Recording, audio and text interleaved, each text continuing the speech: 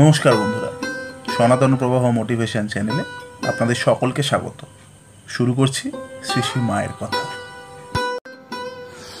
একদিন সকালবেলা উদ্বোধনে স্বামী অরূপানন্দ মহাশয় শ্রী শ্রী মাকে জিজ্ঞেস করলেন, মা, তোমাকে কখনো কখনো রামায়ণ পড়তে দেখি, পড়তে কবে শিখলে?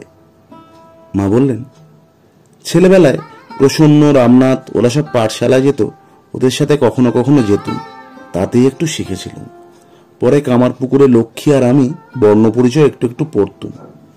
ভাগ্নে হৃদয় বই কেড়ে নিলে, বললে, মেয়ে মানুষের লেখাপড়া শিখতে নেই, শেষে কি নাটক নোবেল পড়বে?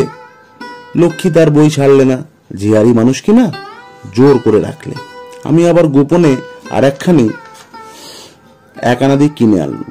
লক্ষ্মী গিয়ে পাঠশালায় পড়ে আসতো, সে এসে আবার আমায় পড়াতো। ভালো করেই শেখা হয় দক্ষিণেশ্বরে। ঠাকুর তখন চিকিৎসার জন্য শ্যামপুকুরে। একাটি একাটি আছি। ভব মুখুজ্জেদের একটি মেয়ে আসতো নাইতে। সে মধ্যে মধ্যে অনেকক্ষণ আমার কাছে থাকতো। সে রোজ নাইবার সময় পাঠ দিত ও নিত।